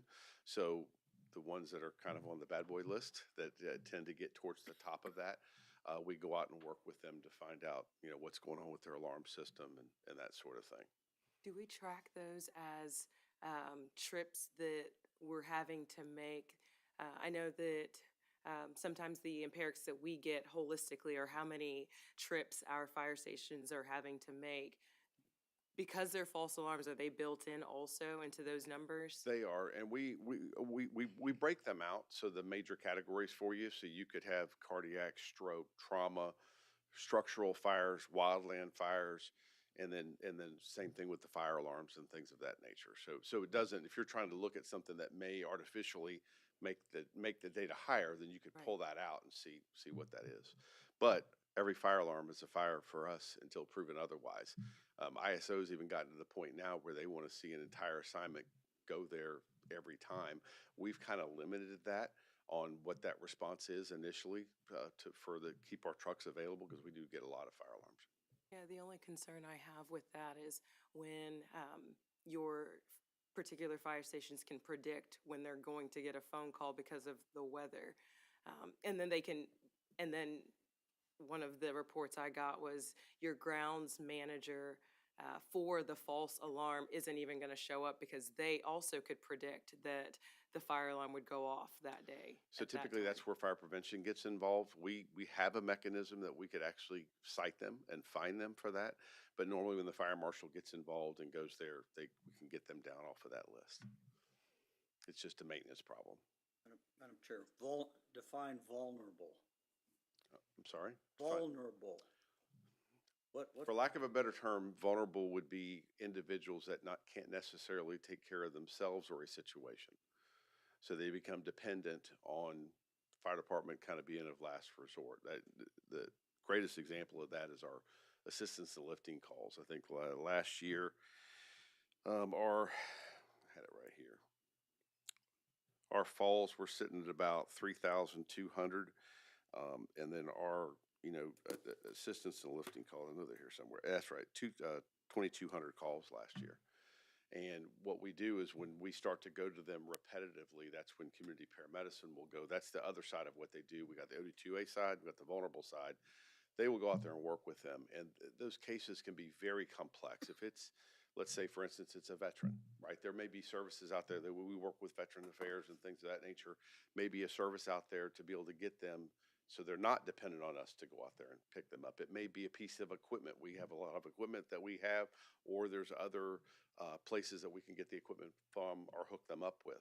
Many times it's just getting them with the right resources. Thank you. Chief, a follow-up to that. So of those 3,200 falls and 2,200 lift assistants last year, how many of those were individuals in their home versus in a facility? So I wouldn't have that off the top of my head. I could definitely get that for you. But what I will say is that anytime that you've got a extended care facility, especially the ones that we're getting that are larger and 3 stories, well, you've got a conglomeration of that demographic that we tend to go to more for those sort of things. So they're a much higher use of those resources in Yeah. all aspects. So I'd be interested in that data for my fellow commissioners. I recently Chief Herrera and I had a conversation about this last week, and he was explaining that to me. And I think it's going to be important for us to take this on. I'm going to take it on from a legislative perspective to try to change it at the state. But this is a huge use of our resources within the county, where they get these calls to go to these facilities to pick people up because the facilities are not staffed for it. Well, these are for-profit companies that are choosing to not staff. I mean, he told me in some cases they are a 40-to-1 ratio. So 1 employee for 40 of these, individuals who may need this help. And so if they need someone who needs help, they're calling they're calling 911, having our staff come out and respond. And so he told me there are certain jurisdictions that are looking at charging these facilities for the use of our personnel. And I want to look into that, but I think that's a valuable information for us to look at, to see as resources become more and more tight. Can we really afford to be able to provide this for our residents who, obviously, they matter to us, but these facilities need to be staffed appropriately. And they're taking advantage of the state law that they don't have to be. And in fact, in some cases, Chief Herrera said abusing the loopholes in the state law with not having to staff. Like if they don't want to, like he explained to me, a Hoyer lift, and you have to have certain training on this. This is an expensive lift, but so they're choosing to not have one and instead calling our county resources and utilizing that instead of paying the money and having the lift that can, and have the employees trained to use it. So just kind of to catch you up on where I was, it's a very intriguing conversation with Chief Herrera and very enlightening. Yeah, that might, if it pleasures the board, we could do that as a presentation later on at one of the meetings and just kind of drill down into some of those things a little bit for you, give you some real numbers and some real times. So on top of that, they're calling, then they charge then y'all have to charge the patient, correct? Well, we would charge the patient if we took them to the hospital, but if we don't take them to the hospital, they don't get charged anything. But if their staff does it, I mean, that's part of their staying there. They're supposed to be taking care. So that it gets very detailed because typically they are licensed by bed, and this would be something probably Heather would be able to explain better than me. But ACA would classify a certain room or a bed in a certain way as to the level of care that you need. So one facility would have multiple levels of those in that facility. Using an unnamed facility, they may have even an area there that has just, assisted living. And so it's basically an apartment. They may make sure you get your medications and make sure you get those things picked up for you and that type of stuff. But beyond that, that's all that they do, but yet it's still in the same location. So when you go there, you think you're responding to they're all the same, and they're not necessarily all the same. Right. Okay, thank you.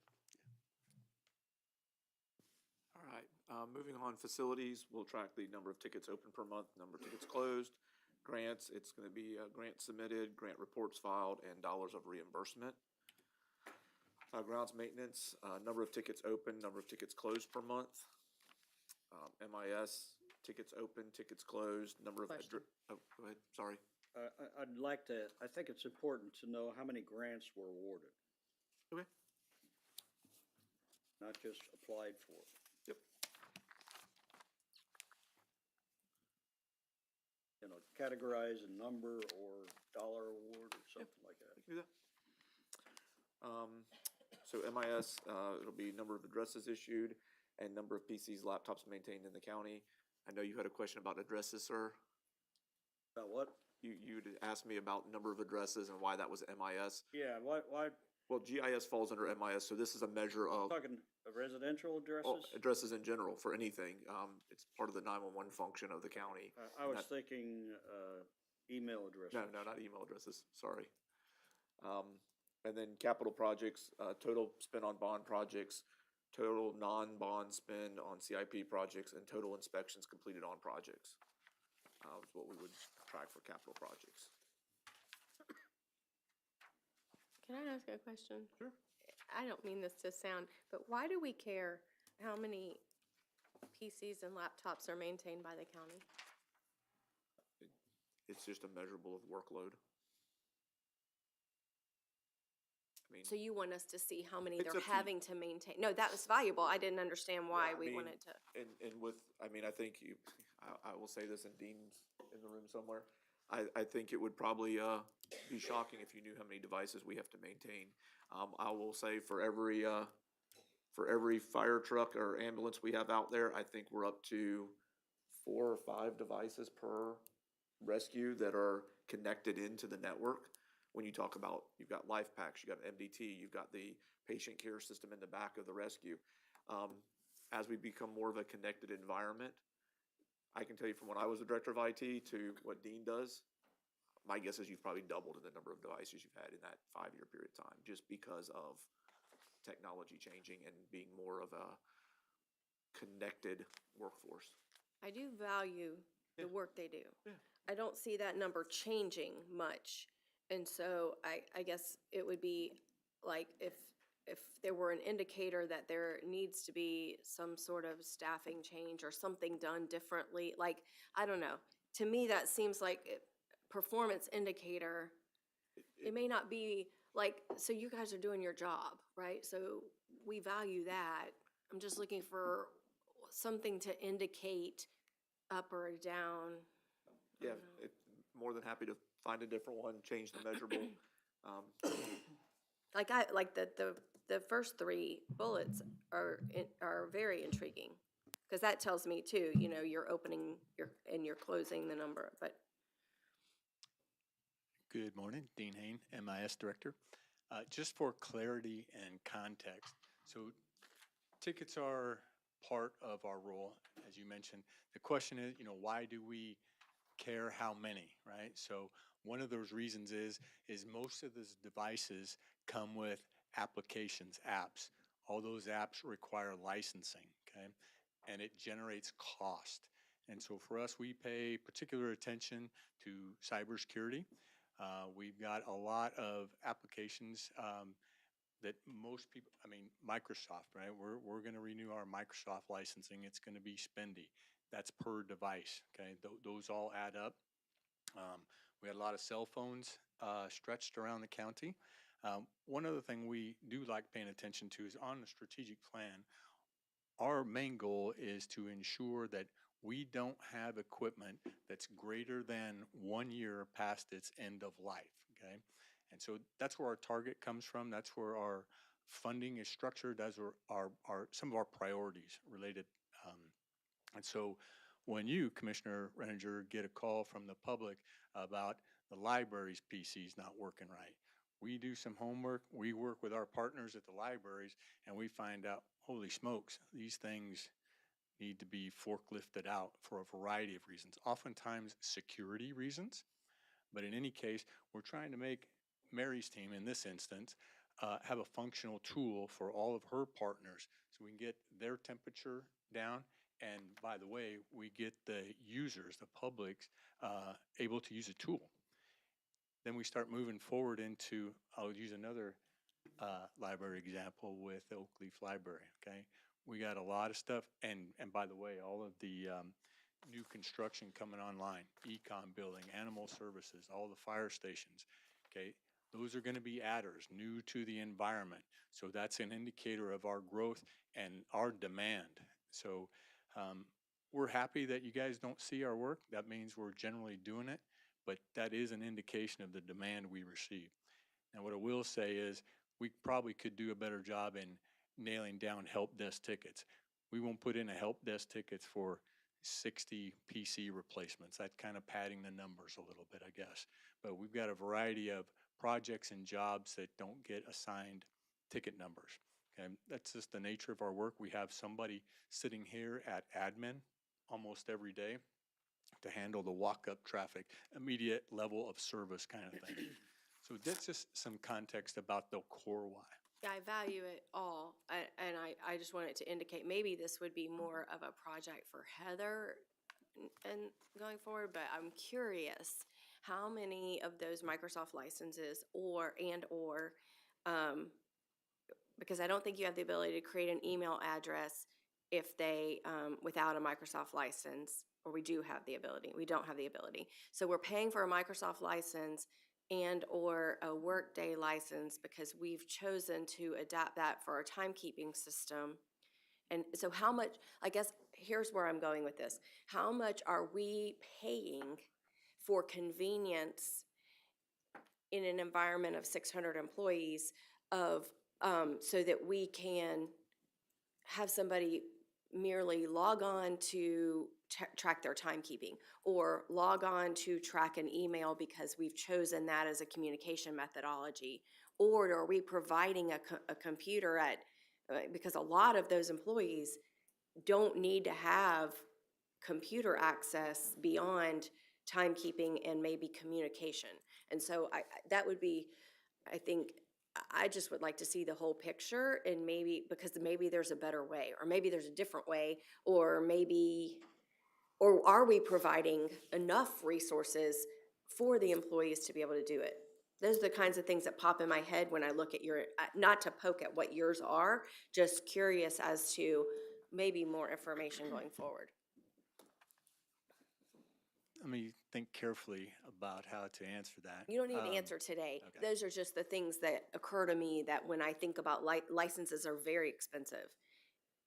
Are we doing the best thing by the employee either? Because if we hire a laborer, somebody said earlier, laborers that tend to leave, right? So we hire a laborer, we're paying them $15 an hour because it's the minimum wage, and then we're expecting them to have skills to log on to a computer, which I get today. You could say most people have computer skills, or they have a phone or whatever, but we're expecting them to do something that is maybe not what we should be expecting. I don't know. I think in a lot of cases, ma'am, the software companies are driving this, and once we choose a vendor, we are under the umbrella of their billing system. Now, we might get some breaks depending on the purchase vehicle we choose, but in terms of individual licenses and things like that, almost all of our software vendors require specific in-person libraries, single sign-on, for instance, or just have one. We don't allow shared email addresses for a variety of reasons, mostly security. But to your comment about Workday and Microsoft, for instance, take that another step. For instance, for the cybersecurity training, we all have to have one. We've initiated a whole slew of email addresses for the boards and committees who do business on behalf of the county for public records retention. So, I don't like the cliche of the cost of doing business, but we are in the Sunshine State, and we're put in check, so to speak. That's exactly what I want to know, though. Yeah. Is the cost of doing business, does that outweigh the cost of finding a different way to do business? And I think, if I may, through the chair, I think your point is, do we need to have everybody using Workday, Microsoft, or are there other ways to do business? If the main purpose is a timesheet, is there a different way to do timesheets, which I think Heather can look at, and what's the risk reward for that? I mean, there's a risk by not having somebody sign their timesheet because FEMA requires a signed timesheet electronically. So again, to your point, I think that's where Heather can look at that and say, what's the risk reward? If we come back and go, hey, it's $1,000 per employee to have these licenses, but the risk is $10,000 a year of not reclaimable expense during a hurricane, that provides you the data to make a sound decision. If that's, is that what I understood? I think we can work through Heather and come back up with that. Sorry, Heather.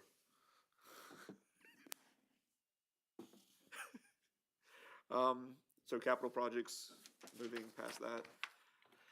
Libraries, tracking new cards issued per month, and number of library cards renewed per month, in addition to the items that are already in the strategic plan about programs.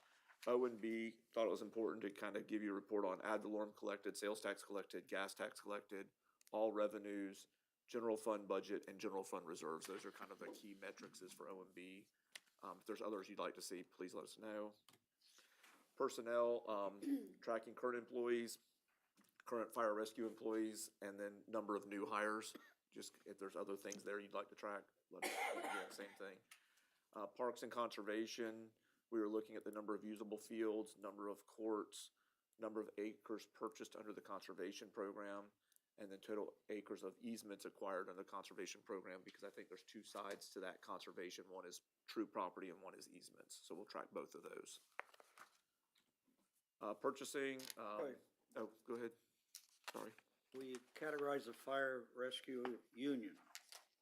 Is there a reason for that?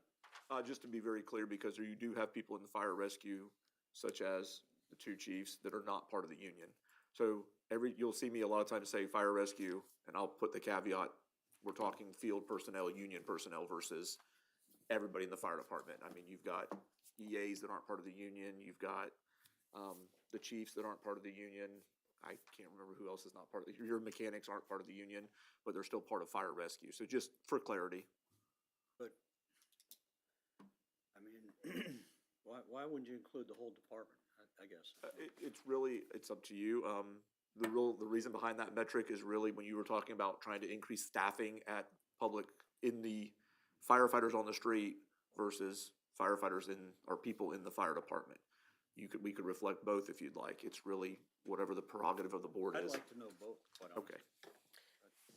I would just, maybe Courtney can weigh in on this. I think we should probably be careful about verbiage, because Florida is a right-to-work state, and joining the collective bargaining unit is not required. And I don't know if we need to reflect that. I mean, I understand that by also being a right-to-work state, they enjoy the benefits of the collective bargained contract without having to be a member. I certainly support their membership. That's not what I'm trying to get at. The verbiage, I don't know if we need to do differently. But I understand what you're trying to say, Commissioner Renegar. Yeah, that was one of the elements I wanted to look at, is 'cause not all firefighters are union members. Well, so they're all covered by the contract, whether they're a member of the union. So to your point, to the chair, or to Commissioner Condon's point, there's two different sides to that. What's reflected here, and I probably need to change the verbiage to not say union because I don't want to imply membership, but the intent here was to cover those covered by the collective bargaining agreement, because that's really reflecting boots on the ground, which is what when we did the millage rate, that's what we were trying to increase, was the number of firefighters in the field. Right. So that's what we were trying to measure here, but by all means, we can add whatever measurables you want or change them. And what I heard was you would like to know both total personnel in the fire department and those covered by the collective bargaining agreement separately. We get accused many times of having too much supervision and not enough, too many chiefs, not enough Indians type stuff, so that would be a measure that I'd like to see. Parks and Rec, again, usable fields, courts, conservation, I think I covered all that. Purchasing, POs issued, informal bids, formal bids, and the number of TDC grants reimbursed. I kind of just put that in there. It could go under TDC also. Public records requests, medical records requested, completed, average number of days to complete, and then public records request, open, closed, and average days to complete. Yep, question. Through the chair, what medical records? Ambulance billing, I mean, it's part of our ambulance billing system, so maybe medical records is not the right term, it should be ambulance billing. it's more than just ambulance billing, it's any fire rescue reports that come through ambulance billing office. It's anything to support that operation, Courtney. Pretty much the requests are in connection with litigation that's occurred, any type of a car accident. They want the run report, they want the Well, billing. those would be emergency response. And we handle them through our ambulance billing department, so that's probably. I can change it to say ambulance billing records. I'm sorry, they're different than the other public records requests which go through your office? Ah. It's the same systems used to collect all of them, but it's bifurcated to two different sides.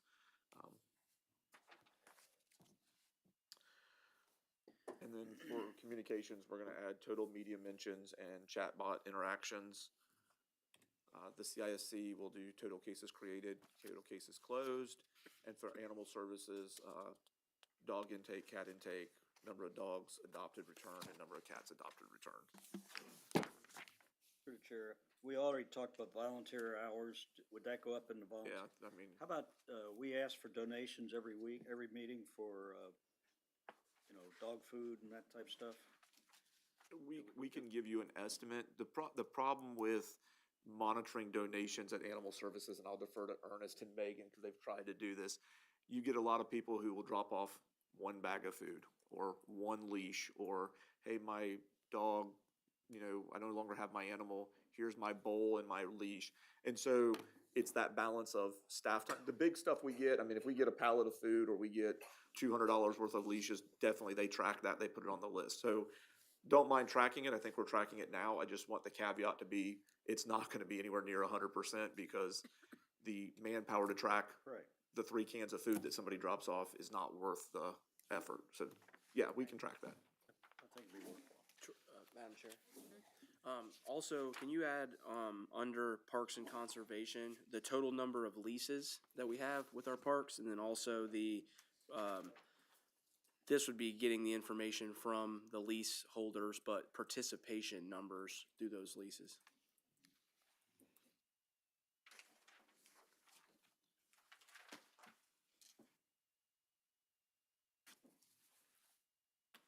Good afternoon, or almost good afternoon, Justin Pierce, Director of Parks and Rec.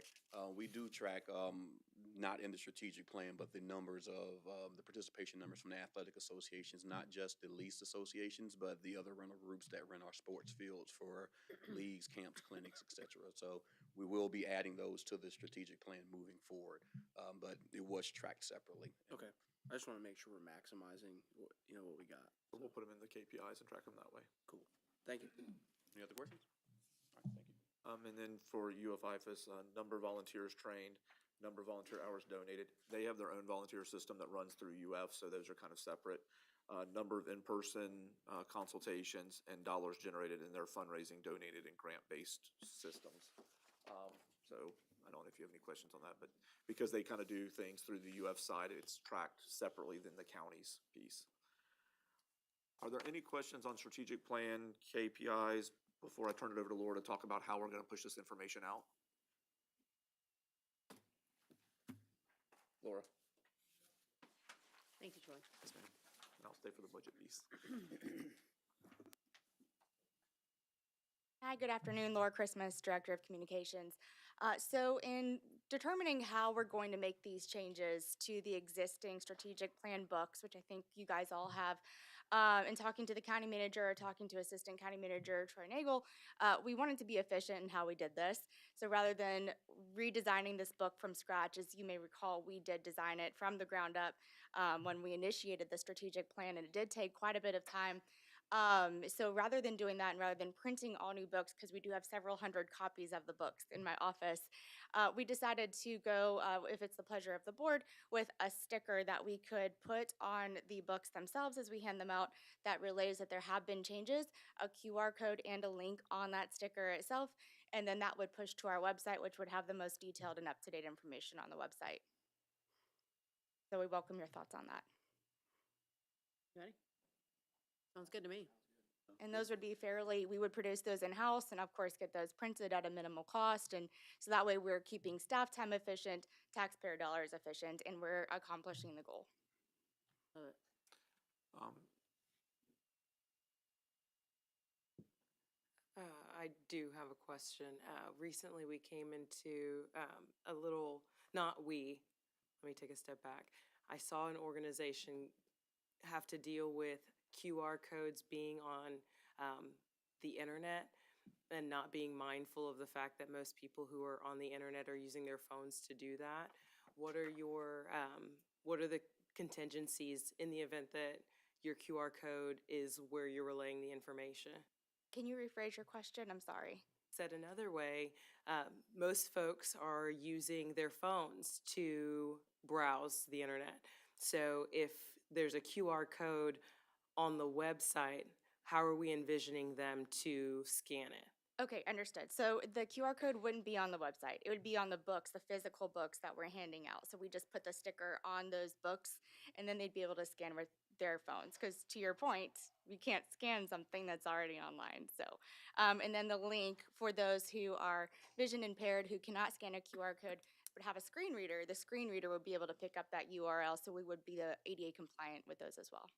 Okay, so then I guess I missed it, Laura. Where are we putting the paper, what did you call them, the printed materials? Are just as we are disseminating in the community? Correct, I yes. So gotcha, as we take those books, as the county manager hands out several a month, we'll take those and we'll just keep adding those stickers to the front of those books.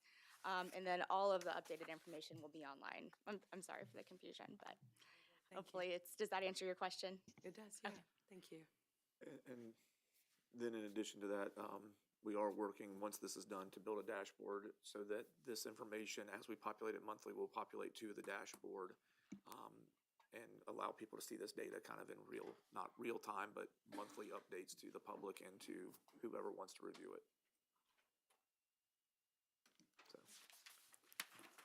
All right. Thank you, Laura. Thank you. And then to move on to a little bit about budget, these are as you've seen in the news in our trip to Tallahassee, there's 1, 2, 3, I think there's 8 bills that have come out. These are kind of the breakdown that FAC has put out or Florida Counties has put out to show what the impacts to Clay County are. You'll see the first year impacts and the reoccurring. I did highlight the 2 that are kind of the high and the low. Of course, this is to be seen of what's going to happen. Kind of laying a timeline out, there's been a lot of questions about how does this reflect what will happen. My understanding from talking to both Mercer and Charlie and other team is this is kind of the timeline. Session starts, session ends in March. If the governor signs a bill, then it goes on to election day where we have to have 60%. Then it'll go back to the session because they will have to do adopting legislation to implement those bills because there's no implementing language with those bills right now. And of course, depending on how many bills pass will depend on what order they get implemented in. So really, whatever starts happening now, we won't really know the full impact of that until like May of 27. Just because you have that process of both bill going to the legislature, then it has to go back to, going to the voters, going back to the legislature. Again, that point, be a new governor. Who knows what we'll see it signed and how it'll play out. So just kind of wanted to put a timeline out there for everybody's perspective. Effects of tax bills, we know it's uncertainty at this point. Those are the bills that have been introduced. They've only been introduced in the House. There's no companion bills in the Senate. At least I didn't check today, but I don't think there are. And direction from the governor's office. I think we kind of heard that in Tallahassee when we were there, that there's things out there, but it's a wait and see at this point. Really, for our perspective, the county manager said we're starting budget early this year. This is kind of like our unofficial budget kickoff, I guess. We'll starting to go through the budget process here in January, February, March. I see Reg over there sweating already because I said that. The county needs to continue looking at cost savings and avoidance opportunities. I think that's been the direction of this board. And then look to ways, I'll continue to say it, to diversify our revenue streams. We heard the discussion at the state about using a fee-based approach. I'll let you all have, we all heard what they said. So looking at stormwater fees, fire fees, and then re-examining our current revenue streams. Is that a change in the fees we charge for services? I know other counties are going through the same process. So really at this point, I think it's continue doing what we do, but it's a wait and see of the legislature. And I'll turn it over to you, back to you, Chair. And pray. All right, does anybody have anything to add there? I would just like to say that, I'm just gonna go on record, we cannot continue to do business as usual, even if we don't expect to implement until October of '27. We can't have our heads in the sand and say, this isn't gonna happen. I mean, I saw the governor on Fox News one day last week, I can't remember what day it was, and he was doubling down. Now he's using the phrase homesteaded properties. So if we have to find $80 million, that is really, really hard. Like, things will have to, very difficult decisions would have to be made. And I think there is this image in the public that, you know, you hear people say it, the county has all this money and they can just use it wherever. And so I think there's people who think things wouldn't have to go away. We are required to fund public safety. We are required to fund Medicaid. And so when you have people using Medicaid dollars, that affects the county as well. We're required to fund certain court services. We're required to fund these things that I don't think enough of the public understand. They, polling wise, the governor's stance is very popular with the voters. If it goes on the ballot, it will pass. And I do think the legislature is cognizant of that and is trying to be responsible. But at the end of the day, it will not continue to be business as usual. It will not continue to be just use whatever you've used in the past. You know, the reality is, in the past 5 years, every single county in the state's budgets have gone up significantly. And that could be due to property values, that could be due to millage increases, that could be due to both. But this thought that things won't just go on, I think is not the place to be. And so I don't want to see us go into this budgeting process to say, well, that's out there in '27 and we'll have a different governor by then, and that is not the way things seem to be headed in the political landscape. And the questions, even from the media, so when he was on Fox and Friends, the questions that were asked continue to be around sheriff's departments. They use the word public safety, but they really say law enforcement. You gotta listen. They say law enforcement and schools. Well, there's a whole lot that goes on in this room. Clearly, law enforcement, we fund the sheriff, we give them the money. They choose what to do with it within their buckets, right? So they fund theirs. Schools, we don't even touch. So there's a whole lot of other services that everyone in the county depends on that are not addressed.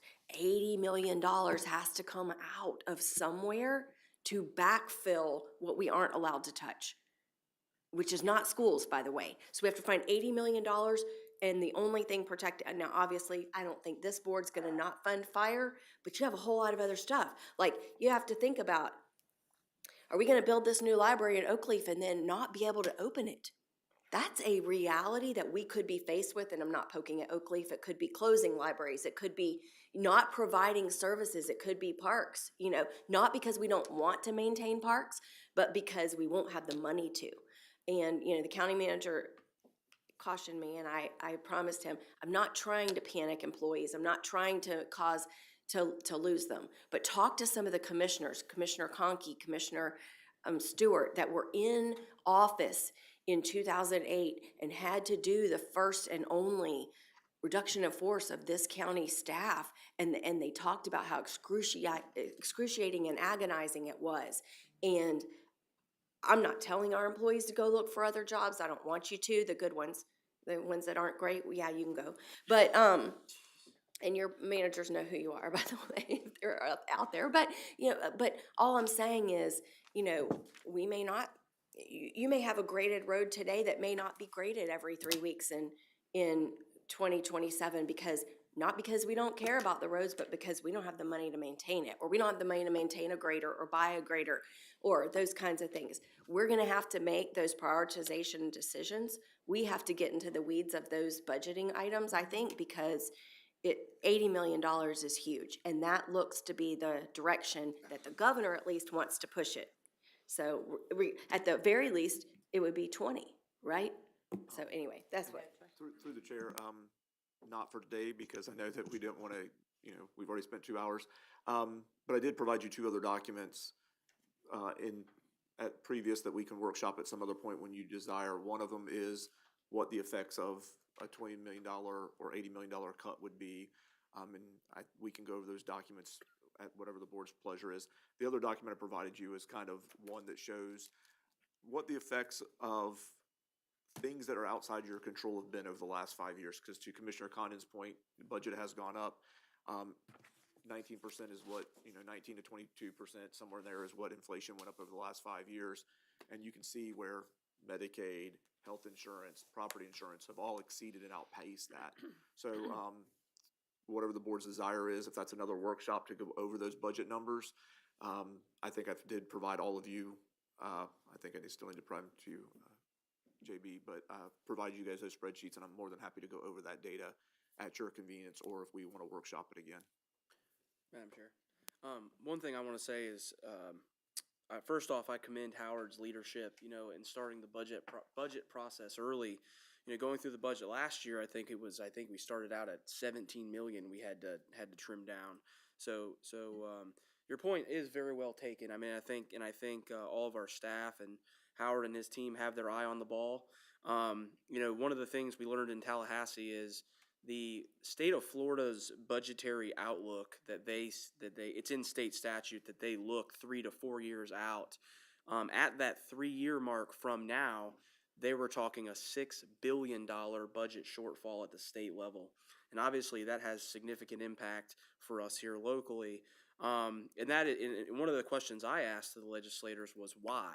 We constantly hear about the state has budget surplus, and the answer is that we're a service-based economy in the state of Florida. So as the economy starts to slow, that's going to negatively affect us. I think the biggest thing for us to do right now at this juncture is to continue to hone in on wants and needs and get laser focused on this budget cycle, because ultimately the property tax discussion is kind of like the Super Bowl. To make any data-driven decisions at this point is like trying to predict the winner of the Super Bowl and predict the score. And we're not at the national anthem yet, which is going to be when session kicks off. So I think your point's really well taken. We're going to have to really stay locked in and see how this transpires. I think, as you mentioned, politics are going to play a huge part in this, whether it's push and pull or put a bill on the floor or not put a bill on the floor. But I think more importantly, take the property tax thing aside, we know that number, which was 17 last year, may be probably bigger this year without the property tax discussion. So ultimately, though, I think I'm very confident in staff. I think in our lobbyists, I think they have the eye on the ball, and they're going to give us the right direction as we move forward. I just want to add, I want to compliment Howie and his staff. I think we have a lot of levers to pull, and we're pulling a lot of levers, so I think we'll be okay. I mean, I'm not a doom and gloom guy. I've seen so many of the ups and downs of the cyclic economy and things like that. We will survive. So I'm very positive in the outlook. I really question. A lot of people today are talking about, I want to get rid of property tax. But they're smart enough to know that there's unintended consequence of that too. And if we promulgate that appropriately, I think the voting public will see that. And it's going to have to be replaced, and it's the only place it's going to come from is the public. So whether it be a fee or tax or whatever, these are essential services. And fire rescue, sheriff's office, but you look at roads and stormwater. It's all part of the standard of living that we expect in our communities. So I think we can. It's our job to educate the public as to what the consequences of all that. So I want to thank everybody for getting ahead of this problem, and we're ahead of the problem. So, and we don't even know what the problem really is yet. So. Thank you. Commissioner Compare? We're wrapping up. All right, very nice. I echo the sentiments of my commissioners in that Staff has put in a lot of time, energy, and effort, and I also think through some of the conversations that were had in Tallahassee last week about the legislature being intentional about how they have to move forward. And in some circumstances, there is a path forward that does not involve the governor's office. And so because there were legislators who were so candid with us to say, you know, what he's proposing is not feasible. And so while there is great value to what Commissioner Condon is saying as to being mindful as we move forward, we're also getting this more balanced response from our legislators saying, hey, there's a lot going on. We hear what the governor's saying. We also have a job to do, and maybe that job looks like not going through the executive, the office of the executive. So a tempered look is evaluating all of these things. I think that was your point, Commissioner Scromolo, that we're taking a look at all of it. So for me, there's still so much to be seen. So I would be remiss to get too fired up at this juncture, but there's a lot also to be concerned about if we're not paying attention, which is what you're saying. And so I appreciate county staff for everything that they're doing to remain aware and on top of the problem, but also the potential problems. That's all I've got. Thank you. County Manager, County Attorney, y'all need anything at all? Great, okay. All right, well, we will wrap this up. I think anyone that heard this, has been listening, knows now that we actually do plan in this county. And that's something that I have heard so many times, that where has the planning been? Well, I mean, our staff, every single person in this room is involved in planning. And so I can feel comfortable with that. I think everyone that's listening can feel comfortable with that, knowing that we all care and that we are going to do whatever it takes to make Clay County stay as wonderful as it always has been. Yes, we all, I think all of us that pay property taxes could say, oh, wow, that would just be wonderful. We would not have to pay property tax.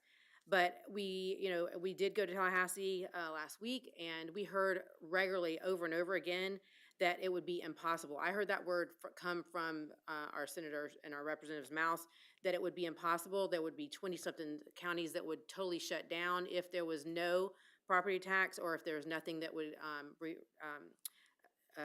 go towards that. We have to think about, yes, everyone is saying we can't just sit here and think that it may not happen. So I'm so glad we are having that discussions. We all have talked about it. It's very important to think about the possibility, because yes, definitely it could happen. We don't know what the future holds. Let's see. One other thing I heard, I think before I was a commissioner, I used to, and growing up, you always thought the government was just going to take care of everything and you didn't have to worry about it. And we do. I mean, you as a citizen, anyone that's listening to this, all of our constituents, you do need to think about it. It's not just for us to take care of. We need you to back us up and to also give us your feedback. And hearing from Tallahassee that our budget is going to probably be okay this coming year. Well, but 2 years from now, we're going to be in trouble. And so that's going to trickle down to us. And so again, we have to plan for that. And, whenever our constituents let us know they don't want to pay a tax, they don't want to pay a fee, unfortunately, then the next week I get a phone call, why isn't my road being taken care of? Those are the kind of things we're going to have to deal with. And those are the hard decisions that we have to make. So it will be interesting to find out how everything goes and what we can come up with. But I do appreciate staff so much. I mean, wow, a lot of things that we've gone over, and I look forward to the next workshop. Thank you. If anything else for the good of the order? Meeting adjourned.